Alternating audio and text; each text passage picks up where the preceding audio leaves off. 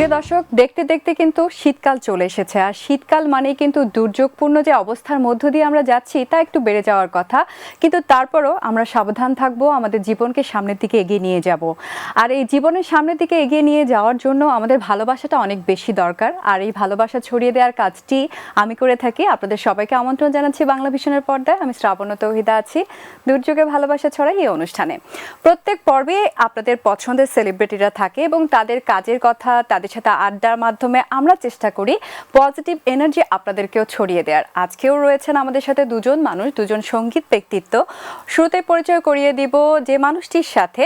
তার কথা বলতে হলে একটু পেছনের দিকে যেতে হবে, সেই 90-এর দশকের কথা। সেই সময়টায় গান মানে হিট গান এবং জনপ্রিয় গান, যার গানের কথাগুলো সবসময় ছুঁয়ে যেত সবাইকে, এবং গানের গায়ককে ছাপিয়ে তিনি সবসময় হিরো হিসেবে আমাদের সামনে চলে আসতেন এবং এখনও স্টিল তিনি মানেই জনপ্রিয় গান। তিনি হচ্ছেন আমাদের প্রিয় সুরকার গীতিকার প্রিন্স মাহমুদ ভাই। এবং তারপরে পরিচয় করিয়ে দিতে চাই আরেকজন মানুষের সাথে। তিনিও বাংলাদেশের ব্যান্ড সঙ্গীতের এমন একজন ব্যক্তিত্ব, যার গান, যার গায়কী সব কিছু দিয়ে আমাদেরকে মুগ্ধ করেই চলেছেন। তিনি হচ্ছেন তানজিদ তুহিন। দুজনকেই স্বাগত জানাচ্ছি বাংলা ভিশনের পর্দায়। কেমন আছেন শুরুতে জানতে চাইবো প্রিন্স মাহমুদ আপনার কাছে। এখন পর্যন্ত ভালো আছি। আগের থেকে বেটার? আগের থেকে ভালো আছি। ইয়েস, কারণ শুরুর দিকে আপনার সাথে কথা হয়েছিল, ওই সময়টায় একটু আতঙ্ক ভয় কাজ করছিল। তো সেখান থেকে এখন নিউ নর্মাল লাইফ এবং শীতকাল চলে এসেছে, যে কথাটি দিয়ে আমি শুরু করেছি। এখন কি আবার একটু হলেও ভয় লাগছে? এখন আসলে সেইভাবে ভয় পাচ্ছি না, তবে আশঙ্কা তো একটু থেকেই যায়। সেভাবে ভয় আসলে পাচ্ছি না। আপনি ভয় পাচ্ছেন না এটা শুনে, রাইট, এই যে আপনি ভয় পাচ্ছেন না এই কথাটা শুনে কিন্তু আমার খুব ভালো লাগছে, এবং টিভি সেটের সামনে যারা বসে এই কথাগুলো শুনছে তাদেরও ভালো লাগছে। কি অবস্থা তুহিন ভাইয়ের কাছেও জানতে চাইবো যে আপনার কি অবস্থা, সেই লাইফ আর এখন নিউ নরমাল লাইফ, কেমন আছেন? আলহামদুলিল্লাহ ভালো আছি আমরা সবাই। তা করোনা পূর্ব এবং করোনা পরবর্তী যে সময়টা, তো প্রিন্স ভাই যেরকম বলেন যে কিছুটা আতঙ্ক থেকেই যায়, কেননা ডাটা বা মেডিকেল রিসার্চে যা বলছে যে এই জিনিসটা আরো কিছুদিন হয়তো ভোগাবে। তো এই ভোগানোর একটা অশনি, কতদিন ভুগবো কিভাবে ভুগবো সেটা থেকে সবাই বের হয়ে কাজ করছি সেফলি। সবাই আস্তে আস্তে ধাতস্থ হওয়ার চেষ্টা করছি নতুন এই জীবনটা। আর আশা করছি যে এটা একটা সমাধান হবে বা এটা প্রকোপটা কমে যাবে, কারণ আমাদের মিউজিক ইন্ডাস্ট্রিটা আবার চালু হওয়া দরকার। কারণ এটা সবাইকে, একটা বড় অংশের মানুষ এর মধ্যে ইনভলভ। তাই আমরা আবার সবাই স্টেজ করতে চাই, গান গাইতে চাই, প্রিন্স ভাইদের লেখা গান শুনতে চাই, সিনিয়রদের। সবকিছু মিলে জায়গাটা যেন আবার সুন্দরভাবে সরল হয়ে ওঠে, কিন্তু করোনাটাকে একটু মাথায় রাখতে হবে। Right, exactly. এবং আমরা তো সেটা চাই যে আমাদের মিউজিক ইন্ডাস্ট্রিও যেন মুখ থুবড়ে না পড়ে, যেটা কোভিডের কারণে অনেক ক্ষেত্রেই হয়েছে। আবারও সামনের দিকে আরো ভালো পজিশনে আসবে সবকিছু, আমরা তাই চাচ্ছি। বাট তুহিন ভাই, যেহেতু একটা ব্যান্ডের সাথে আপনি আছেন, মানে আপনার ব্যান্ড আছে, আভাসের কথা বলছি, তো লাস্ট কবে আপনি স্টেজ শো করেছিলেন? লাস্ট স্টেজ শো তো আমরা করেছিলাম জানুয়ারিতে, লকডাউনের ঠিক আগ দিকে। আর রিসেন্ট একটা শো করলাম আজকে বিটিভিতে, একটা ওদের রেকর্ডেড লাইভ প্রোগ্রাম। তো এই তো একটা বিশাল গ্যাপের পরে এসে আজকে আবার একটা শো করলাম। বেসিক্যালি আমি কিন্তু কনসার্টের কথা শুনতে চাচ্ছিলাম, বিকজ ব্যান্ড সঙ্গীত মানে কনসার্ট হবে, অনেক উন্মাদনা থাকবে, সেই সময়টার কথা বলছি। হ্যাঁ, সেটা জাস্ট করোনার আগ দিক দিয়ে আমাদের সবারই তো সবকিছু ভালোভাবে চলছিল। তো ওই সময়টা আমাদের কিছু প্রোগ্রাম কনসার্ট জাহাঙ্গীরনগর, চিটাগাং, ঢাকায় কিছু কনসার্ট ছিল। তো হঠাৎ করে করোনার লকডাউনটা চলে আসার পরে তখন সবাই জিনিসটাকে বন্ধ করে দেওয়া হয়েছে। এখন এই সময় এসে সবচেয়ে বেশি মিস করছেন নিশ্চয়ই এই কনসার্টটাকে?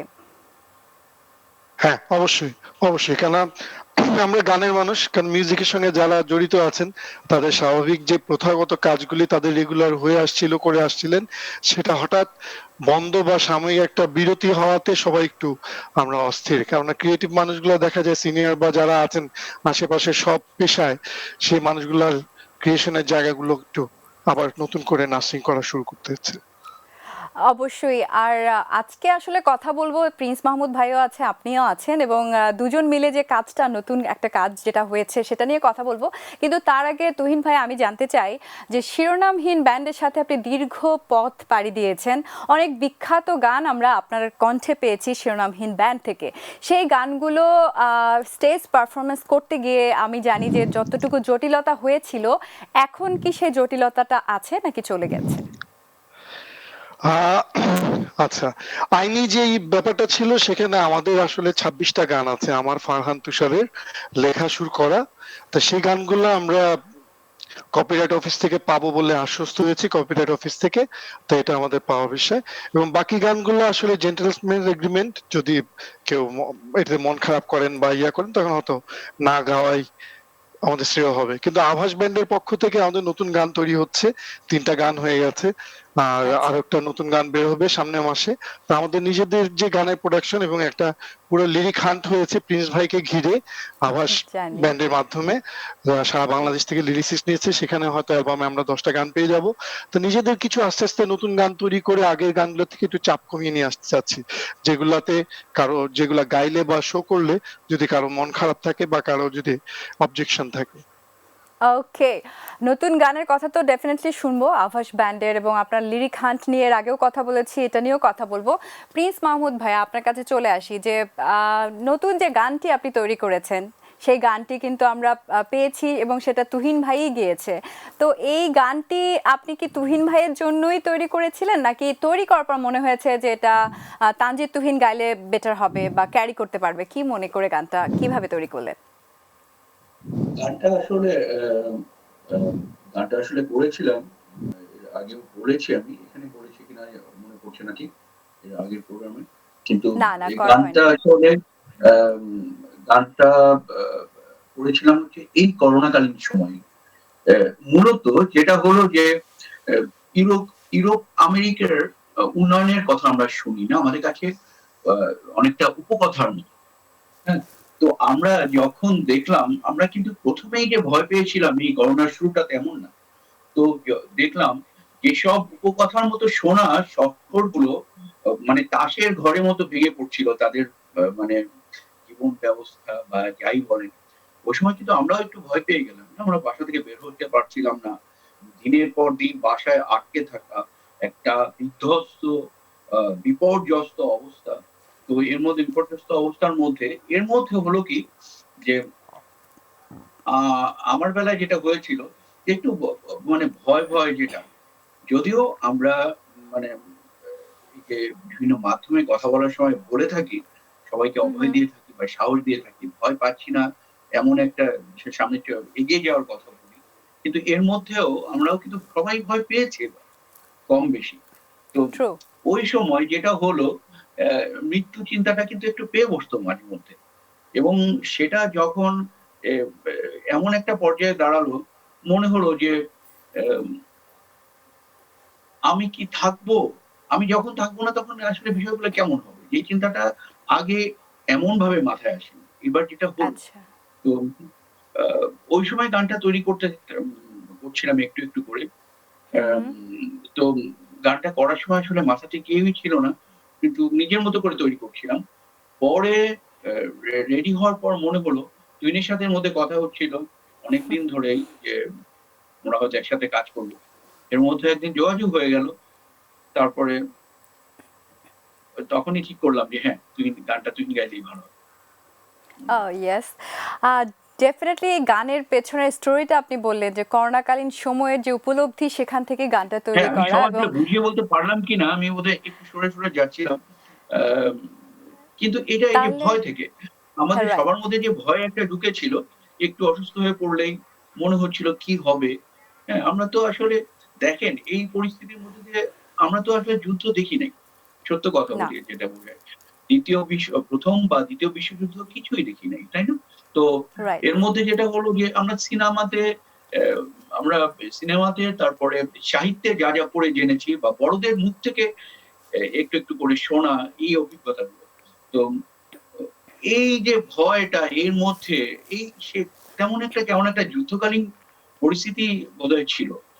তো এর মধ্যে যে যে জিনিসটা আমাদের মধ্যে তৈরি হয়েছিল যে এই ভয়, আতঙ্ক, এই এই ফিলটার থেকে এই গান করা। আচ্ছা, যে গানের এই কষ্ট। গানটা ইয়েস, এই গানটা এই ফিলিংসটা আসলে অনেকের মাঝেই হয়েছে, আমাদের সবার মাঝেই এই ফিলিংসটা হয়েছে, বিকজ করোনাকালীন সময়টা, প্যান্ডেমিক সময়টা এখনো কিন্তু আমরা পেরিয়ে যাইনি, অনেকের মাঝে এখনো রয়েছে এই আতঙ্ক, এই ভয়। সেখান থেকে এত সুন্দর একটা গান আপনি তৈরি করেছেন। গানটা যেহেতু ফার্স্ট টাইম, মানে আপনার জন্য ফার্স্ট টাইম, আমি বলতে চাচ্ছি যে তুহিন ভাইয়ের সাথে কাজ করা, তো সেক্ষেত্রে ভয়েস নেয়ার ক্ষেত্রে এক্সপিরিয়েন্সটা কেমন হলো? যদিও তুহিন ভাই আমরা জানি যে সবার প্রিয়, তিনি, তার ভয়েস নিয়ে নতুন করে কিছু বলার নেই। তুহিনের সাথে আমি তুহিনের গান বিষয়ে আসলে গান শুনেছি, বাট আমি তুহিন কিন্তু খুব তাড়াতাড়ি গান তুলে ফেলতে পারে। আমি যেটা মানে অ্যাকচুয়ালি করছিলাম, আশঙ্কা করছিলাম যে আহ, গানটা একটু কঠিনই, তো কিছু কিছু সুরের বিষয় আছে। তো আমি গান দেওয়ার পর যেদিকে প্রথম ভয়েস দিতে আসলো, ও কিন্তু খুব স্বাভাবিকভাবেই দিয়েছে। আচ্ছা। তুহিনকে বিষয়টা তুহিনকে আসলে বলা নাকি বলেছিলাম আমি ঠিক মনে পড়ছে না। উম, তুহিন বেশ ভালোভাবেই গাইলো এবং এরা খুব সুন্দরভাবে তুলে নিয়ে এসেছিল গানটা। আচ্ছা, যেমন যেভাবে বলছিলাম ও প্রফেশনালদের মতো সেভাবেই গাইছিল। ওকে, অফকোর্স হি ইজ প্রফেশনাল। তো তুহিন ভাই, আমি আপনার কাছে জানতে চাই যে প্রিন্স মাহমুদ যখন এই গানটার কথা আপনাকে বলল, তখন আপনার মাথায় কি কাজ করেছিল? আসলে প্রিন্স মাহমুদ ভাইয়ের সঙ্গে কাজ করার লোভ আমার অনেক দিন ধরেই ছিল। তো স- খুবই আমি সৌভাগ্যবান যে ভাই আমাকে একটা সুযোগ দিয়েছেন তার লেখা এবং সুরে গানে কাজ করার। কেননা প্রিন্স মাহমুদ ভাইয়ের এত সুন্দর সুন্দর যত গানগুলো আছেন, সব বড় বড় শিল্পীরা গেয়েছেন, মানে ওনাদের যে কেমিস্ট্রি, ওনাদের যে শক্তিটা, এটা অসাধারণ। তাই এই কেমিস্ট্রির লোভে ভাইয়ার পিছে পিছে বা ভাইয়ার আহ আলো পাওয়ার আশায় অনেকদিন আশান্বিত ছিলাম। ভাইয়া করোনার সময় হঠাৎ একদিন ফোন করে বললেন যে ভাইয়া একটা গান করতে চান। তো যখনই বললেন যে গান করতে চান, তখন থেকে আমি একটা আতঙ্কের মধ্যে পড়ে গিয়েছিলাম। তো আতঙ্কের মধ্যে ব্যাপারটা হচ্ছে গিয়ে এত বড় গীতিকা শুরু করা, তা ওনার সামনে যে গাওয়া, ওর সঙ্গে ওনার ইনস্ট্রাকশন মেনে চলা, তা যতটা পারা। কিন্তু উনি খুবই অসাধারণ একটা মানুষ, যিনি একজন শিল্পীকে তার চাওয়াগুলি এত সহজভাবে, এত সুন্দরভাবে দেন, এবং উনি নিজেও গেয়ে অনেক সময় যে জিনিসটাকে সমাধান করে দেন যে ডিটেলটা এইভাবে চাচ্ছি। আর উনার কাছে কাজ করার আগে কিছু হোমওয়ার্ক করে গিয়েছিলাম। তা আগে উনি গানটা দিয়েছিলেন একটা ছোট্ট একটা সময়ের মধ্যে, যতটুকু পেরেছি যে গুছিয়ে যেন কাছাকাছি যাই। কেননা আসলে গানটা যদি ঠোঁটস্থ বা গেয়ে ফেলা যায়, পরে উনার কাছ থেকে ইমোশনটা বুঝে নিয়ে ওইটা রংটা চড়াইয়া দিতে হয়তো অনেক ইজি। আর অসাধারণ এই মানুষটার সঙ্গে আরো কাজ করতে চাই, কারণ একটা গানে আমার লোভটা বেড়ে গেছে। তো সেই লোভী মানুষটা ওনার ওনার কাছে বারবার অনুরোধ থাকবে। আর বাহ, দোয়া তো চাই সবসময়। খুব সুন্দর করে আপনার এক্সপ্রেশন, একদম ছোট মানুষের মতো করে আপনি বলেছেন, মানে ইট টাচ মাই হার্ট, বিকজ আপনার করোনার থেকেও মনে হয় বেশি আতঙ্ক কাজ করেছিল যে প্রিন্স মাহমুদের সাথে প্রথম কাজ করব, কিভাবে করব, মানে এই যে আতঙ্কগুলো, এগুলো কিন্তু আপনার এক্সপ্রেশনে চলে এসেছে, এবং অ্যাট লাস্ট আমরা কিন্তু দেখেছি যে খুবই চমৎকার একটা কাজ হয়েছে, এবং প্রিন্স মাহমুদ নিজেই বললেন। এবার আমি প্রিন্স মাহমুদ আপনার কাছে আরেকবার জানতে চাই যে এই গানটা আপনি লেখার পরে বা আপনি তো আগে সুর করেন তারপরে গান লিখেন, আপনি নিজেই বলেছিলেন একটা ইন্টারভিউতে। তো সেক্ষেত্রে এই গানটা যখন তানজিদ তুহিনকে আপনি বললেন, তিনি তো আপনাকে ঠিকঠাক মতোই ব্যাক করলো, আই মিন দিল সেটা। যদি না দিতে পারতো তাহলে আপনার এক্সপ্রেশনটা কি হতো, বা আপনি কি করতেন তখন? আহ, আমার আহ, আমার মনে হচ্ছিল পারবে, কারণ আম, আমার গানের সাথে আমি যাদের গান করেছি, আম, ওর তো সবারই সব গানগুলোই মোটামুটি শোনা। তো মানে ওর জানাও, তুই তো অনেক গানও করে, তো বা আগে করেছে আমাদের। তো আমার ওর ভয়েসের যে ইটা আমি শুনে আমি বুঝেছি ও পারবে, না পারার কিছু ছিল না। যদিও কিছু মানে ওর ভয়েসে কিছু খুব মজার কিছু জিনিস আছে যেটা যেটা ভালো লাগে শুনতে, আর আমার সাথে যায় মেইনলি। মানে একটা ব্যাপার থাকে, কিছু কিছু আর্টিস্টের সাথে আমার খুব বেশি আহ, রকম মানে জড়িয়ে যায়। হ্যাঁ, হুম হুম হুম। ইমোশন বলেন বা অনেক কিছু মিলিয়ে সবকিছু তুহিনের সাথে অনেকটা যেন জড়িয়ে গেল। বাহ। এরকম সাধারণত হয় না। এরকম আগে ধরেন আগের আর্টিস্টদের অনেকের সাথে এরকম বেশ কিছু মানে আমরা অনেক গান করেছি।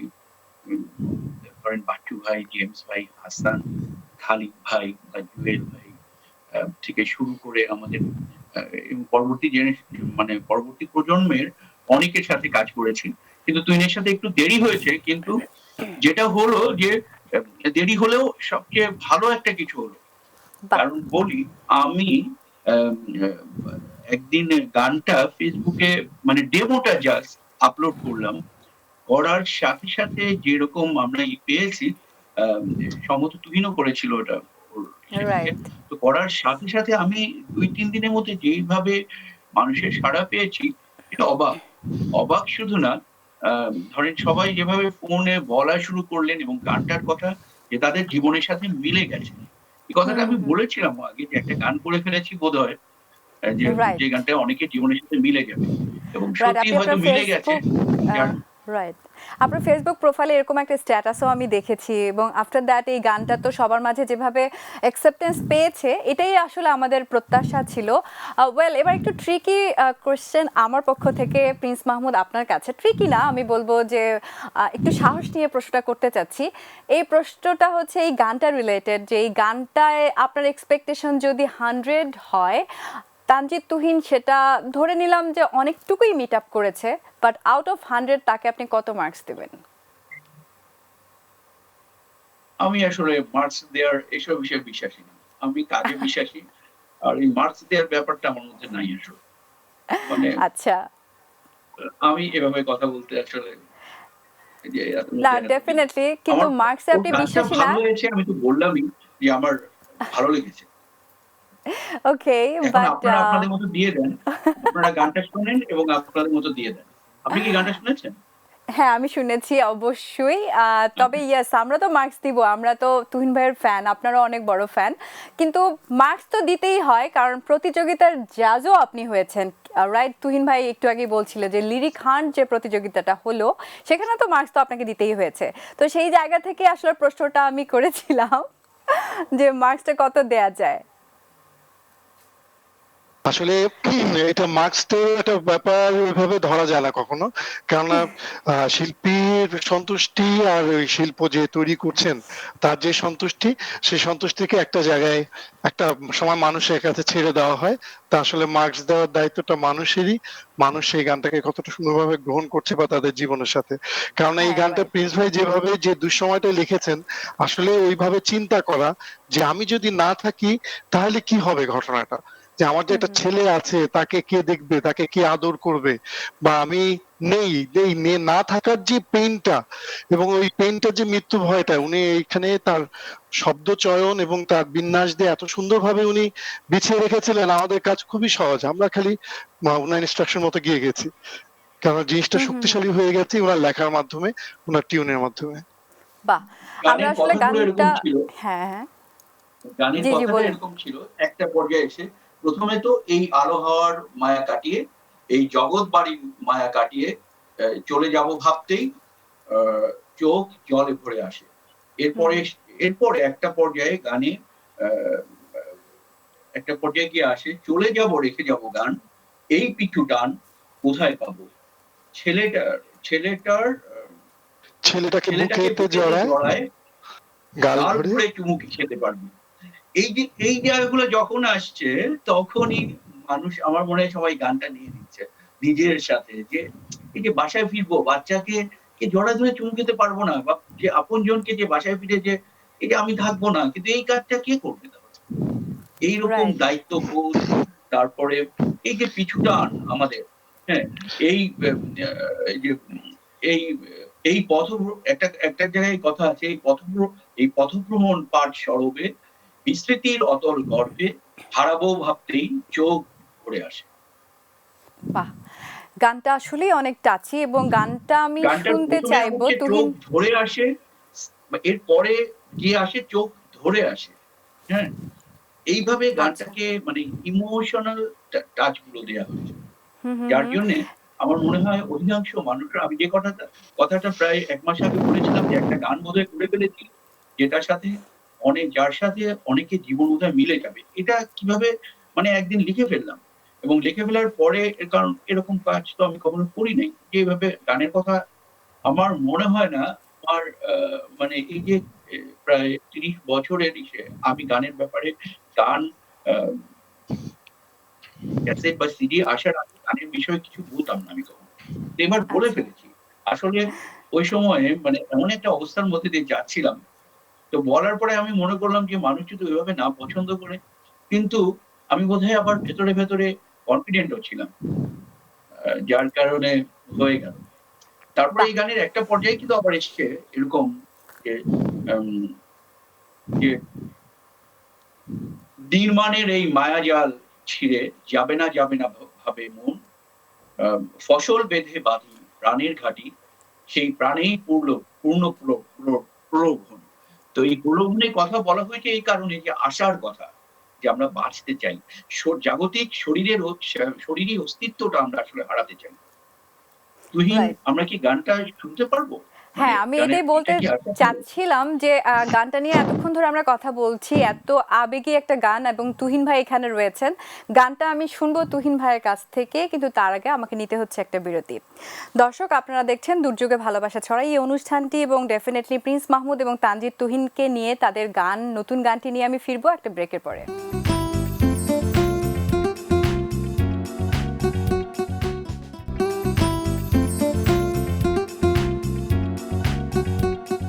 সবাইকে স্বাগত জানাচ্ছি আরও একবার বাংলা ভিশনের পর্দায়। আমি শ্রাবণ তৌহিদা আছি দুর্যোগে ভালোবাসা ছড়াই এই অনুষ্ঠানে। যেমনটি আপনারা দেখছিলেন, শুনছিলেন এবং উপভোগ করছিলেন আমাদের আড্ডা, যে দুজন সেলিব্রিটি মানুষের সাথে, তারাই আমার সাথে রয়েছেন। তারা হচ্ছেন প্রিন্স মাহমুদ এবং তানজিদ তুহিন। দুজনকে আরও একবার স্বাগত বাংলা ভিশনের পর্দায়। এবং আমরা কথা বলছিলাম যে গানটাকে নিয়ে, নতুন এই গানটি অফকোর্স কালজয়ী একটি গান হতে যাচ্ছে। আমি গানটি শুনতে চাই। তুহিন ভাই, আপনার কণ্ঠে খালি গলায় শুনিয়ে দিন আজকে আমাদেরকে। আমি একটু প্রিন্স ভাইকে অনুরোধ করবো একসঙ্গে একটু যদি ভাইয়ার সঙ্গে গলা মিলাইতে পারি। আমি ক্যাজুয়ালি গেলাম ভাইয়া। একসাথে আসলে মিলবে না। হ্যাঁ, ওকে। আচ্ছা, সেটাও একটা। এই আলো হাওয়ার মায়া কাটিয়ে, এই জগৎ বাড়ির মায়া কাটিয়ে, চলে যাব ভাবতেই চোখ ভরে আসে।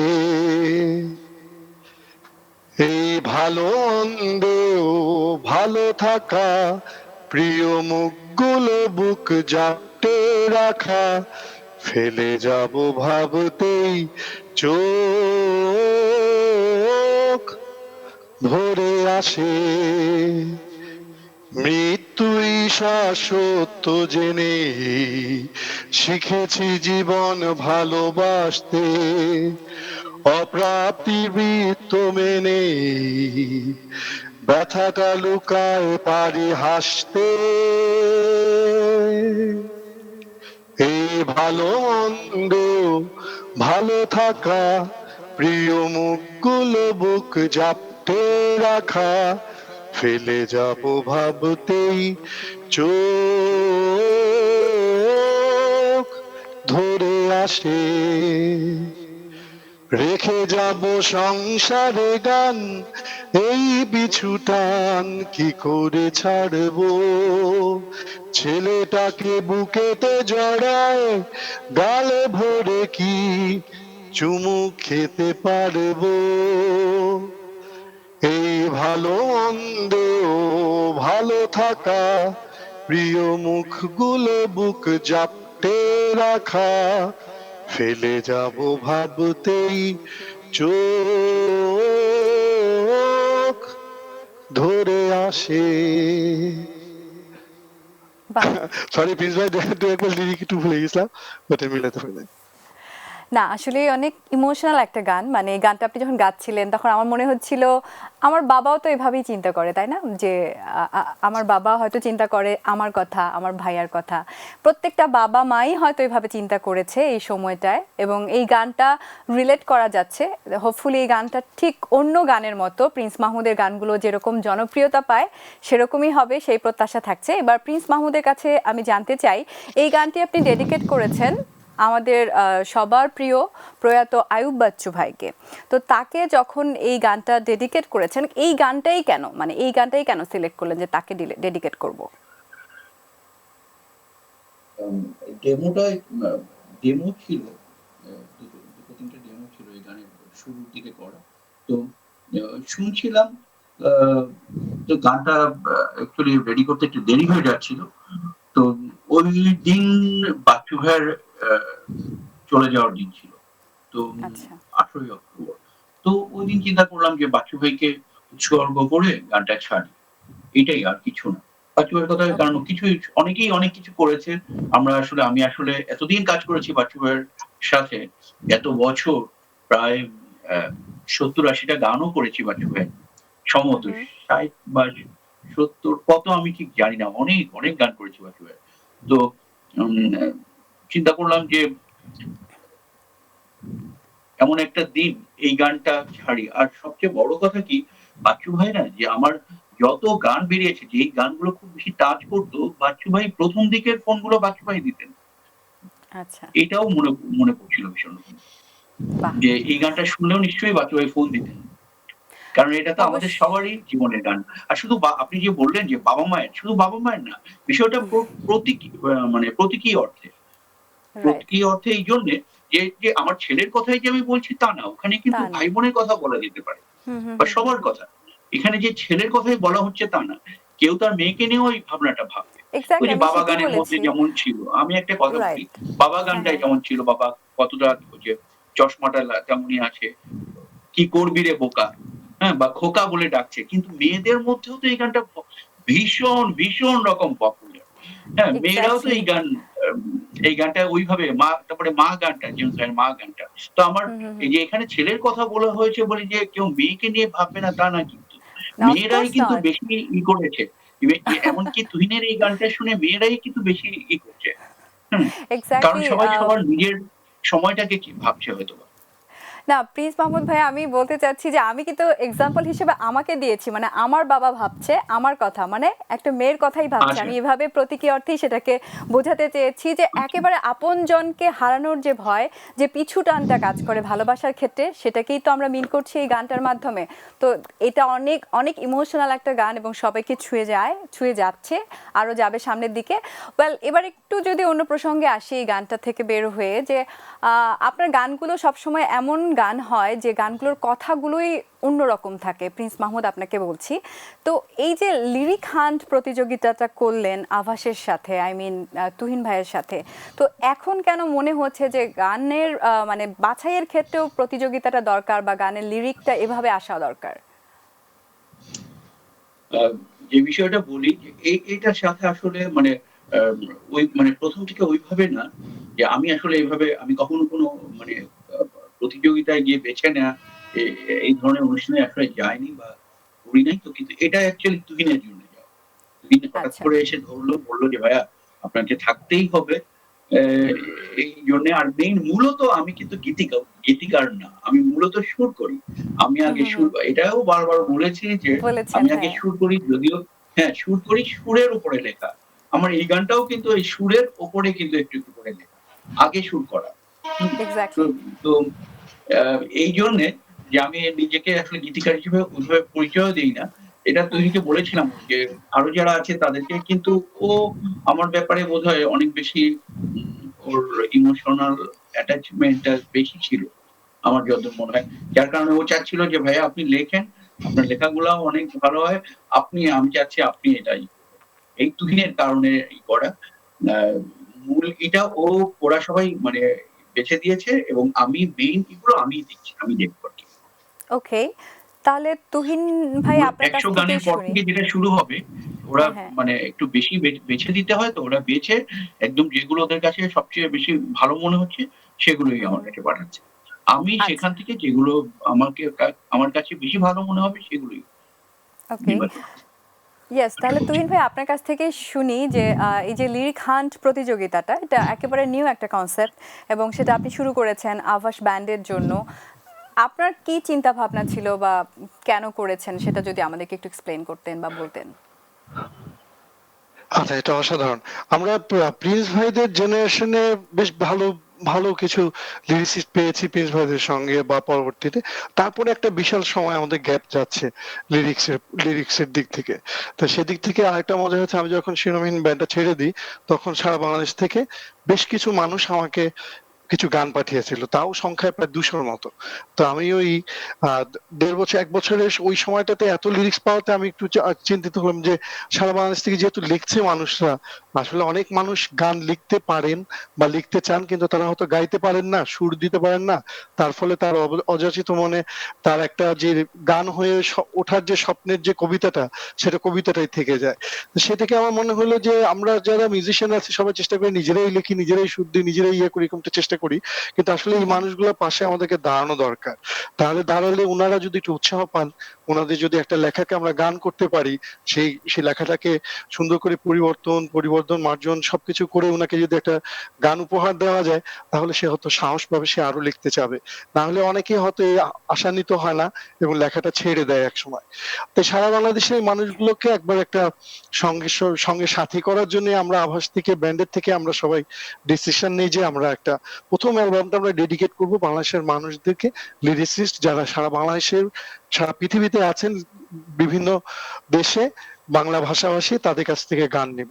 তো মাশাআল্লাহ টিম প্ল্যাটফর্ম নামে একটা গ্রুপ, একটা ইউথ গ্রুপ, তারা এই পুরো জিনিসটার ম্যানেজমেন্ট এবং দায়িত্বরা কাঁধে নিয়ে এই প্রোগ্রামটা এগিয়ে নিয়ে যাচ্ছে। আর সারা বাংলাদেশ থেকে 3080টা লিরিক্স পাওয়া গিয়েছে। তো সেই 3080টা লিরিক্স থেকে 100টা লিরিক্স বেছে নিয়ে আসা হয়েছে, সেটা ভাইয়াকে দেওয়া হয়েছে এবং উনি সেখান থেকে প্রাথমিক 50টা আমাদেরকে বেছে দিয়েছেন প্রায়। আর তারপরে এটা 20 জন এবং 10 জন উনি ভাইয়া বেছে দিবেন, একদম স্বাধীনভাবে ভাইয়া এটাকে আমাদেরকে বেছে দিবেন, এবং সেখানে ওই 10 জনের গানকে আমরা একটা অ্যালবাম করব, আমাদের প্রথম অ্যালবাম আভাসের পথ চলায় সেই মানুষগুলোর সঙ্গে।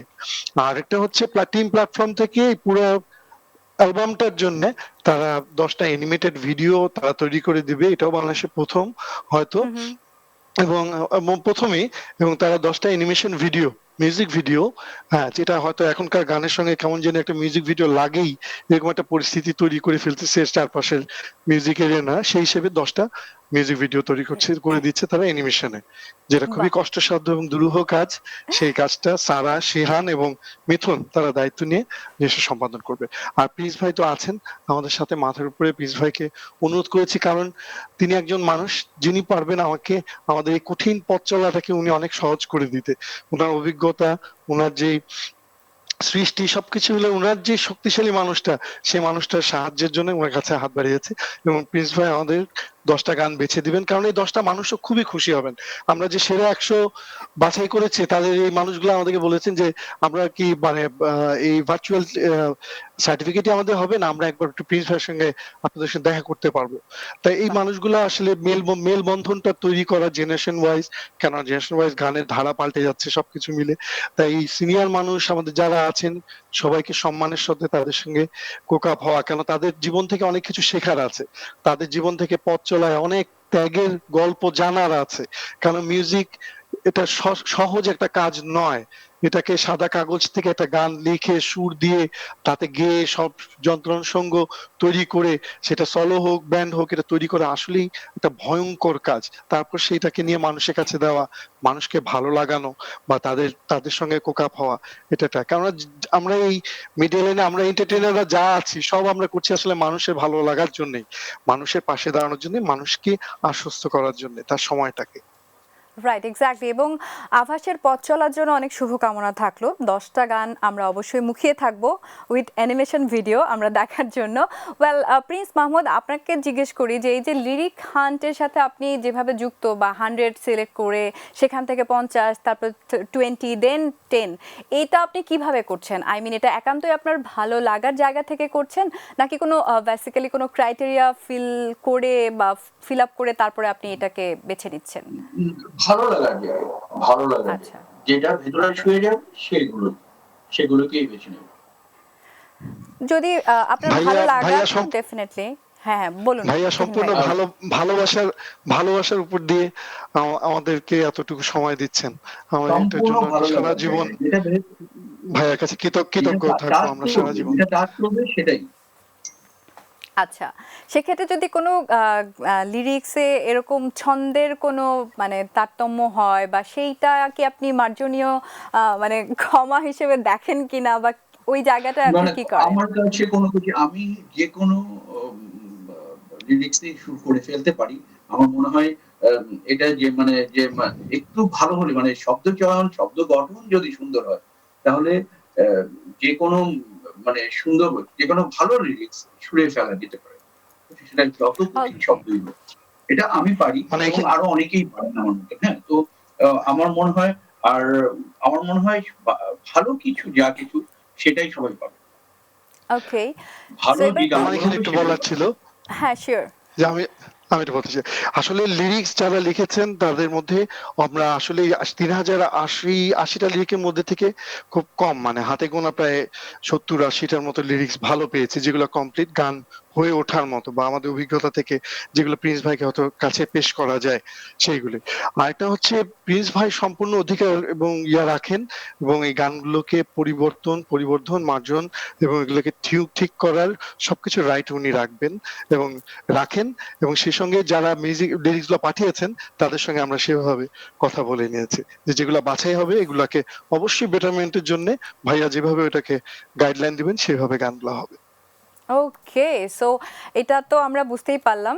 এবার একটু অন্য প্রসঙ্গে যাই। এবার প্রিন্স মাহমুদ, আপনার কাছ থেকে একটু শুনি যে আপনার লাস্ট অ্যালবামটাও কিন্তু অনেক দিন হয়ে গিয়েছে। আই মিন নতুন কাজ আর কি আসছে?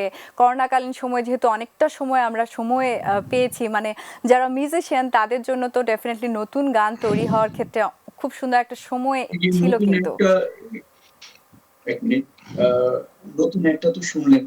হ্যাঁ, হ্যাঁ, রাইট। উম এজন্য ক্ষুধা আরো এমন বেড়ে ভাবে গিয়েছে, আরো এগোচ্ছি গান শুনবো। এমন ভাবে এগোচ্ছি আহ, দেখি আশা করছি ভালো কিছু গান এবার দিতে পারবো। সেক্ষেত্রে কি নতুন এটা কোনো তো প্রায় ভোকাল? ১.৫ বছর হয়ে গেল।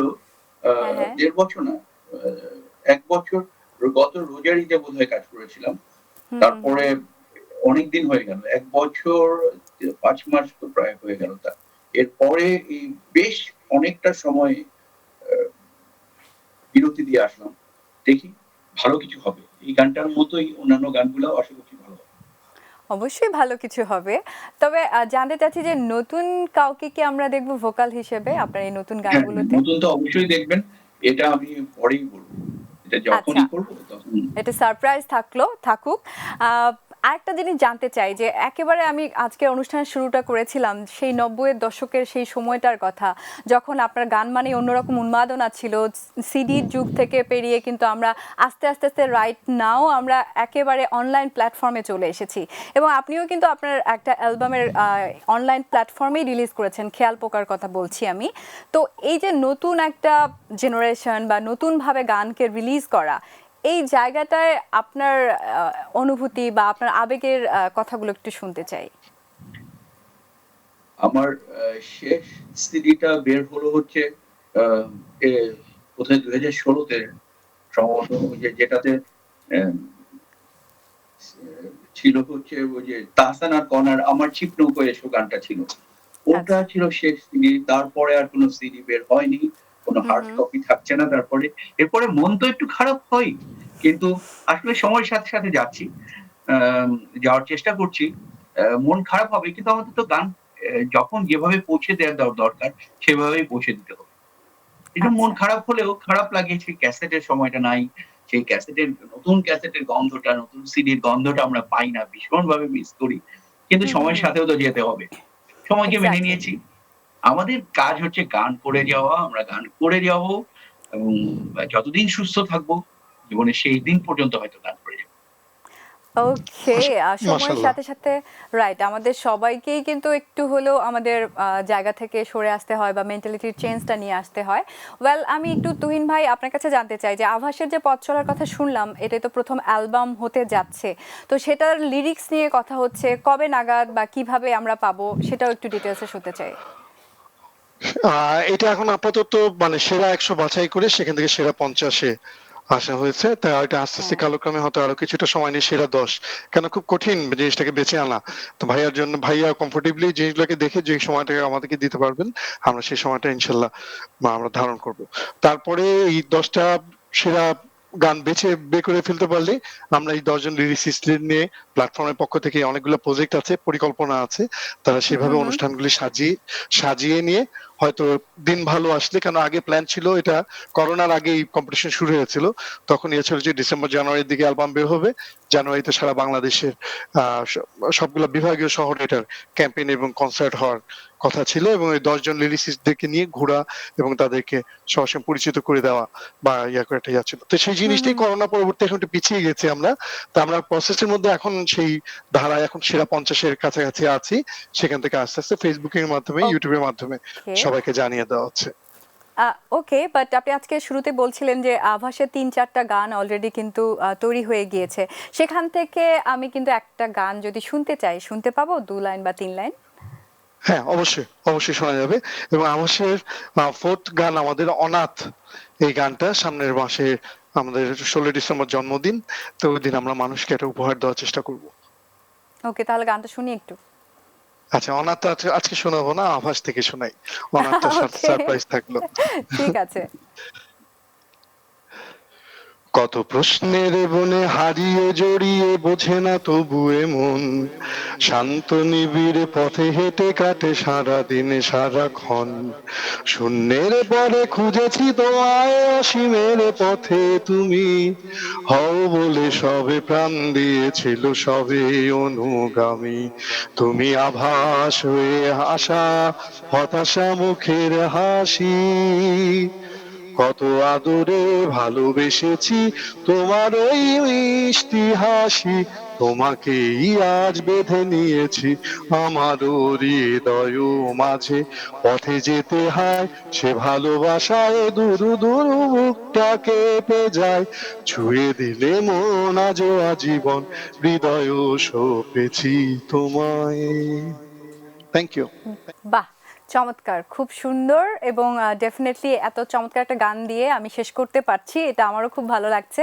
সো থ্যাঙ্কস আ লট, দুজনকে অনেক অনেক শুভেচ্ছা। আসলে এত কঠিন একটা সময়ের মাঝে আমাদেরকে সময় দিয়েছেন, দুজনকে আরও একবার ধন্যবাদ। সেই সাথে আমি শ্রাবণ্য তৌহিদা বিদায় নিচ্ছি। দর্শক, আপনাদের কাছ থেকেও দুর্যোগে ভালোবাসা ছড়াই এই অনুষ্ঠানটি নিয়ে আমি শ্রাবণ্য আগামী সপ্তাহে আবারও চলে আসব আপনাদের পছন্দের সেলিব্রিটিদেরকে সাথে নিয়ে। তবে যেতে যেতে যে কথাটি সবসময় বলি, আজও বলতে চাই যে আপনারা নিজেরা নিজেদেরকে ভালোবাসুন, ভালো রাখুন স্বাস্থ্যবিধি মেনেই, তাহলে আপনি যখন নিজে ভালো রাখবেন, ভালো থাকবেন, চারপাশের মানুষগুলোকেও ভালো রাখতে পারবেন। শুভরাত্রি।